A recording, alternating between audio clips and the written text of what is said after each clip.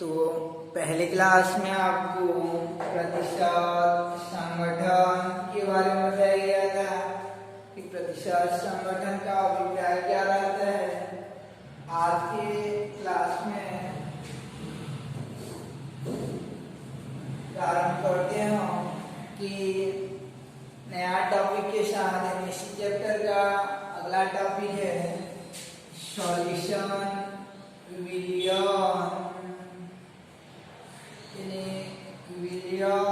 Solution का अभिप्राय क्या रहता है और विलियम की सांद्रता को अभिव्यक्त करने वाले कारक, विलियम की सांद्रता को प्रेषित करने वाले कारक, इनके बारे में अध्ययन करना है। तो देखते हैं हम लोग कि पहले विलियम से स्पष्ट हो जाते हैं कि विलियम का अभिप्राय क्या रहता है, विलियम किसे कहते हैं। तो विलियम को समझने के पूर्व मिश्रण को स्पष्ट होना पड़ता है। मिश्रण किसे कहा जाता है, तो मिश्रण किसे कहते हैं, तो दो या दो से अधिक पदार्थों का मिलावट जो परस्पर रासायनिक अभिक्रिया नहीं करते हैं। दो या दो से अधिक पदार्थों का मिलावट जो परस्पर रासायनिक अभिक्रिया नहीं करते हैं मिश्रण कहलाते हैं। दो या दो से अधिक पदार्थों का मिलावट जो परस्पर रासायनिक अभिक्रिया नहीं करते हैं मिश्रण कहलाते हैं। जैसे आप लोग सामान्यतः मिश्रण देखते हो, वैसे मुर्रा में और कुछ को मिलाया जाता है, सिलाई को मिलाएंगे या मिक्सचर देखे रहोगे तो विभिन्न प्रकार के पदार्थों में मिलावट रहता है, तो वो आपस में क्रिया नहीं करते हैं, तो वह मिश्रण हो जाता है। जैसे रेत में अगर हम लोग यानी पानी में रेत को मिला देंगे तो वो भी परस्पर क्रिया नहीं करते हैं, तो वो भी मिश्रण हो जाता है। दूसरा, जैसे नमक को पानी मिला देंगे तो पानी नमक के साथ क्रिया करेगा कि नहीं करेगा, पानी नमक के साथ याद रखे ना क्रिया नहीं करता है। उसको गर्म करने लगेंगे तो फिर पुनः वापस मिल जाता है, तो क्रिया नहीं करता। तो पानी और जल का मिलावट भी क्या होता है, आपका मिश्रण होता है। तो इस प्रकार से दो या दो से अधिक पदार्थों का मिलावट जो परस्पर अभिक्रिया नहीं करते हैं मिश्रण कहलाते हैं। ये मिश्रण दो प्रकार का रहता है। पहला होता है आपका मिश्रण दो प्रकार का रहता है, समांगी मिश्रण, समांगी मिश्रण, और दूसरा रहता है आपका विषमांगी मिश्रण। दो प्रकार का मिश्रण रहता है, पहला होता है समांगी मिश्रण, दूसरा विषमांगी मिश्रण। तो पहले देखते हैं हम लोग कि समांगी मिश्रण किसे कहा जाता है। तो ऐसा मिश्रण जिसमें मिश्रण का भौतिक गुण या अन्य गुण सभी और एक समान रहता है, सभी दिशा में या जितना भी पात्र रहेगा एक समान रहेगा, तो उसे समांगी मिश्रण कहते हैं। और अलग अलग क्षेत्र में उसका भौतिक गुण अलग अलग रहेगा तो उसे विषमांगी मिश्रण कहते हैं। जैसे हम नमक को पानी में घोलेंगे तो और एक बाटल में ले जाएंगे, एक बाटल ले जाएंगे और उसमें नमक को घोलेंगे और एक बार ऊपर के पर्त से एक बूंद पानी लाएंगे मुंह में डालेंगे और एक बार नीचे से लाएंगे और मुंह में डालेंगे, तो सब तरफ यानी उसका मिठास जो है नमकीन जो है एक समान आएगा, तो वह क्या हो जाता है आपका समांगी मिश्रण हो जाएगा। जबकि रेत को हम लोग पानी में डाल दे रहेंगे, रेत को पानी में डाल दे रहेंगे और उस समय देखेंगे कि ऊपर तरफ लाएंगे तो ज्यादा रेत नहीं रहेगा, यानी पानी पानी टाइप का लगेगा, नीचे तरफ रेत टाइप का लगेगा, तो वह क्या हो जाएगा आपका विषमांगी मिश्रण हो जाएगा। समांगी मिश्रण का अभिप्राय रहता है कि भौतिक गुणों का सभी दिशा में एक समान रहना समांगी मिश्रण हो जाता है।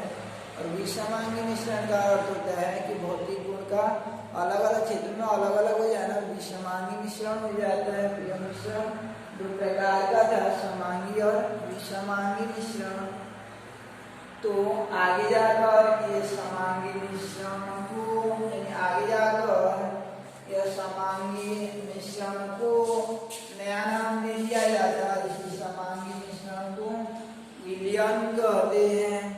समांगी मिश्रण ही क्या होता है आपका विलयन हो जाता है। इस प्रकार विलयन का डेफिनेशन हो जाएगा कि दो या दो से अधिक पदार्थों के समांगी मिश्रण को विलयन कहते हैं। विलयन क्या हो जाएगा कि दो या दो से अधिक पदार्थों के समांगी मिश्रण को विलयन कहते हैं।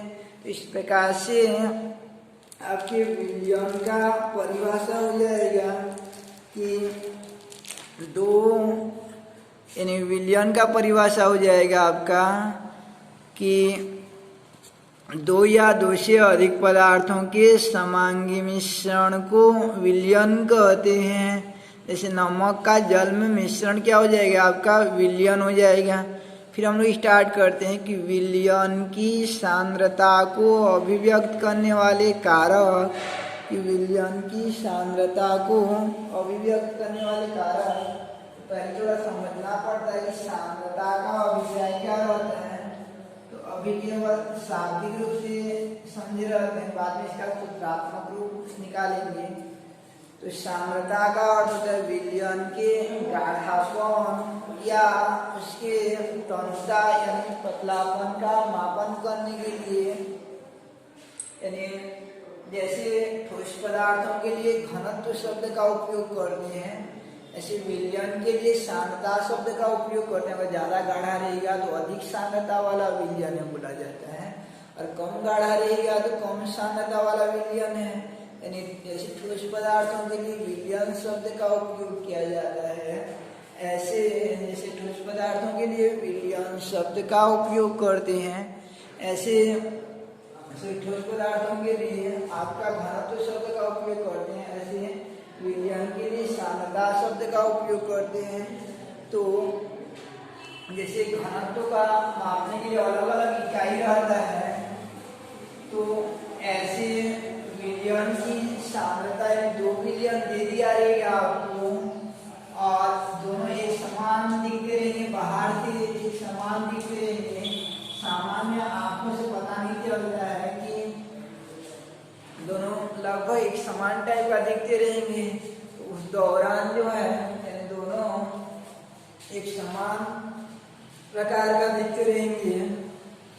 तो उसी स्थिति में यानी दोनों समान प्रकार का दिखते रहेंगे, तो ऐसा स्थिति में हम कौन अधिक गाढ़ा वाला विलयन है और कौन कम गाढ़ा वाला विलयन है उसका अनुमापन नहीं कर पाते हैं। अतः विलयन की सांद्रता यानी उसके गाढ़ापन को मापने के लिए कुछ राशियों का उपयोग किया जाता है, जिनमें से पहला रहता है, और जिन राशियों को उपयोग किया जाता है उनको कहा जाता है विलयन की सांद्रता को प्रदर्शित करने वाले कारक। तो विलयन की सांद्रता को प्रदर्शित करने वाले कारक कहा जाता है।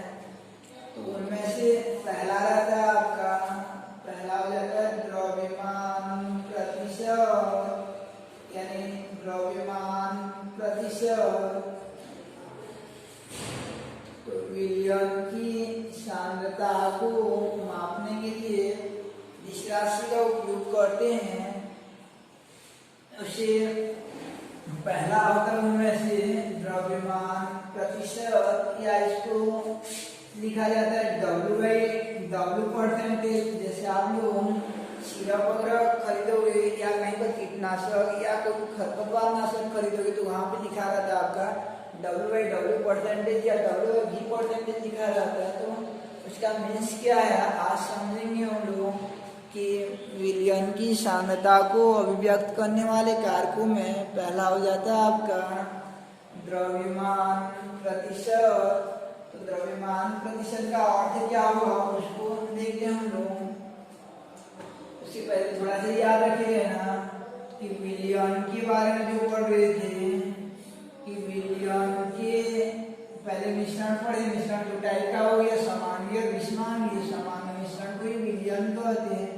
विलयन के दो घटक रहते हैं, एक होता है विलय और दूसरा रहता है विलाय। तो विलय किसे कहेंगे कि विलयन का वह घटक जो अल्पमात्रिक रहता है विलय कहलाता है, और विलयन लिखा हुआ घटक जो बहुमात्रिक रहता है विलायक कहलाता है। जैसे नमक, एक चम्मच नमक को अगर एक गिलास पानी में डालेंगे तो विलय हो जाएगा आपका, पानी हो जाएगा और विलायक हो जाएगा आपका, सॉरी विलय हो जाएगा आपका, नमक हो जाएगा और विलायक हो जाएगा आपका, पानी हो जाएगा। तो विलय में जो घुलता है जिसकी मात्रा कम रहती है और विलायक में जो अधिक मात्रा में रहता है, तो विलयन की सांद्रता को निश्चित करने वाले कारकों में से पहला होता है आपका द्रव्यमान प्रतिशत। तो द्रव्यमान प्रतिशत को स्पष्ट करने के लिए हम एक, जैसे एक बाटल ले जाएंगे और उसमें पानी भर देते हैं और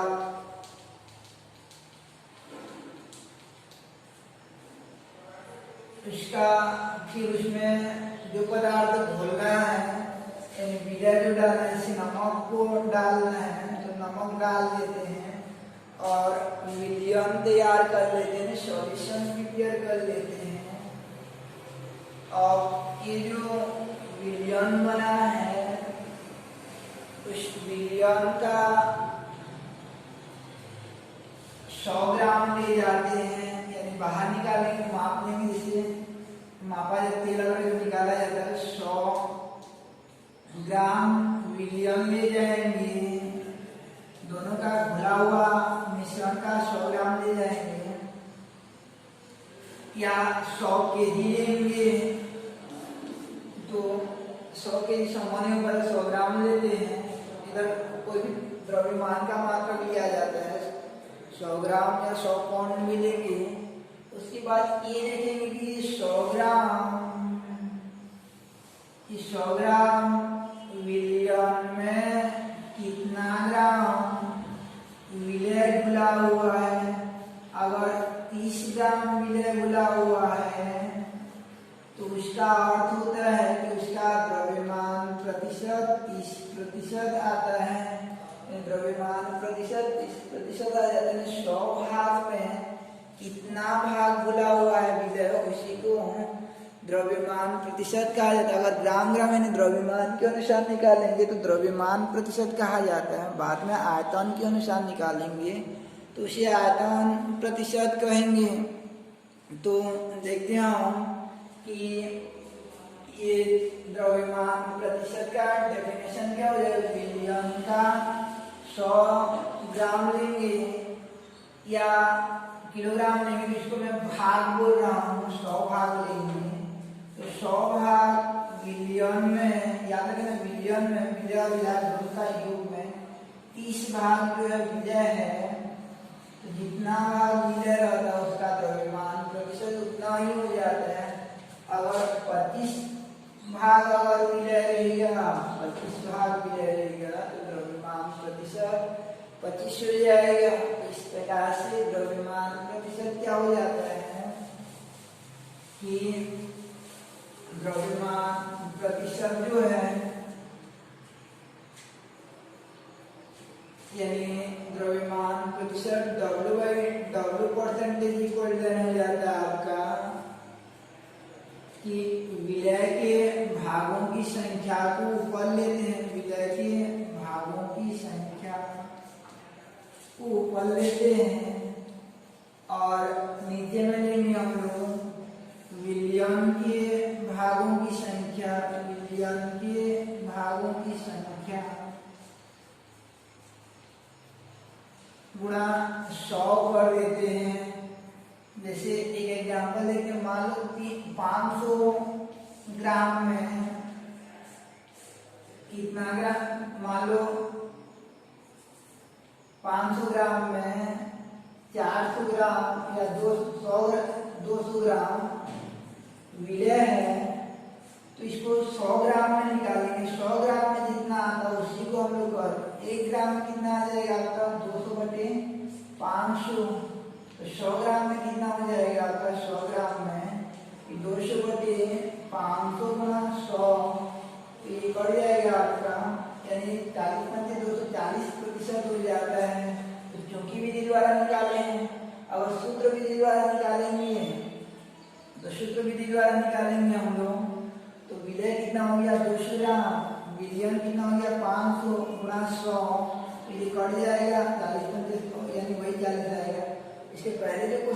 हम लोग 100 ग्राम में 30 ग्राम है, तो कैसे उसका द्रव्यमान प्रतिशत 30 आया कि 30 ग्राम है तो विलय वाला ऊपर रहेगा 30 और नीचे में 100 ग्राम विलयन है और गुणा 100 पे कट जाएगा, कितना हो जाएगा 30 ग्राम। तो इस प्रकार यानी ये भी एक प्रकार का प्रतिशत है द्रव्यमान पे, तो इसको भी 100 में तुलना किया जाता है, प्रति 100 में तुलना किया जाता है। तो द्रव्यमान प्रतिशत क्या होता है? द्रव्यमान के अनुसार विलय के भागों की संख्या होती है, जो कहा कितना जगह रहता है, विलयन के 100 भाग में उपस्थित रहता है।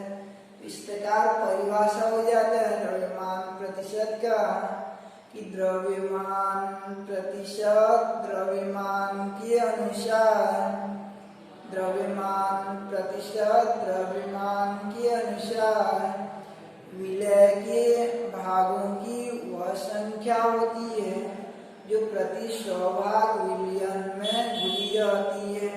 विलय के वह भागों की वह संख्या जो प्रति 100 भाग विलयन में घुली रहती है द्रव्यमान के अनुसार, यानी ग्राम ग्राम में या किलोग्राम में मापने के द्रव्यमान के अनुसार कहा जाता है। तो द्रव्यमान प्रतिशत द्रव्यमान के अनुसार विलय के भागों की वह संख्या होती है, विलय के भागों की वह संख्या होती है जो प्रति 100 भाग विलयन में घुली रहती है, जो प्रति 100 भाग विलयन में घुली रहती है। द्रव्यमान प्रतिशत का डेफिनेशन हो जाएगा आपका कि द्रव्यमान प्रतिशत द्रव्यमान के अनुसार, द्रव्यमान प्रतिशत द्रव्यमान के अनुसार विलय के भागों की वह संख्या होती है जो प्रति 100 भाग विलयन में घुली रहती है। तो द्रव्यमान प्रतिशत बराबर हो जाता है आपका mass percentage equal to number of pass of solute divided by number of pass of solution into 100 हो जाता है, यानी द्रव्यमान प्रतिशत बराबर विलय के भागों की संख्या बट्टी विलयन के भागों की संख्या गुणा 100। अब ये क्वेश्चन देखते हैं हम लोग कि एक क्वेश्चन जैसे आपका कि 200 ग्राम विलयन में 40 ग्राम विलय घुला है तो द्रव्यमान प्रतिशत ज्ञात कीजिए। क्वेश्चन को अच्छे से देखिएगा, 200 ग्राम विलयन में 40 ग्राम विलय घुला हुआ है तो उसका द्रव्यमान प्रतिशत ज्ञात कीजिए। तो कितना ग्राम विलयन दिया गया आपको, यानी क्वेश्चन क्या, क्वेश्चन में जो दिया है और पहले देखेंगे हम लोग। तो हल दिया आपका दिया है विलयन के भागों की संख्या बराबर, विलयन बराबर कितना दिया आपका 100, तो 200 दिया है 200 ग्राम, और विलय कितना दिया है, विलय का द्रव्यमान बराबर दिया है आपका, या भागों की संख्या, विलय के भागों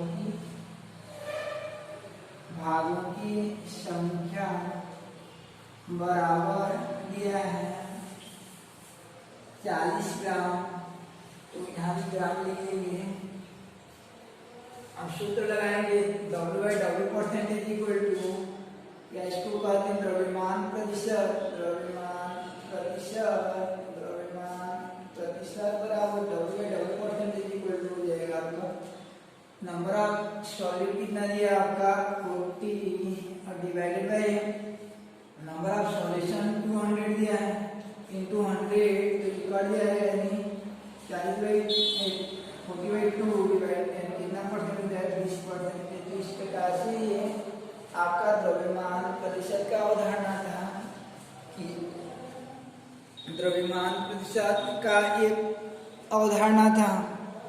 इसी बात दूसरा प्रारंभ करते हैं हम लोग कि आयतन प्रतिशत जो है, आयतन प्रतिशत, तो आयतन प्रतिशत में हम लोग ग्राम में ना लेकर इसको ml यानी मिलीलीटर में लेंगे या लीटर में लेंगे। जैसे 100 ml में ले जाते हैं, घोल कर विलयन बनाते हैं, यहाँ पे ml में यानी मिलीलीटर में या लीटर में नापते हैं, जिसमें ग्राम और किलोग्राम में माप लेते हैं।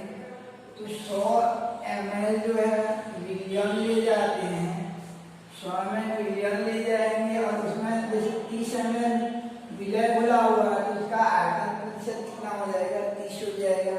परिभाषा वैसा छोड़ा, केवल अंतर इतना होगा कि द्रव्यमान शब्द के स्थान पर आयतन शब्द का उपयोग करेंगे।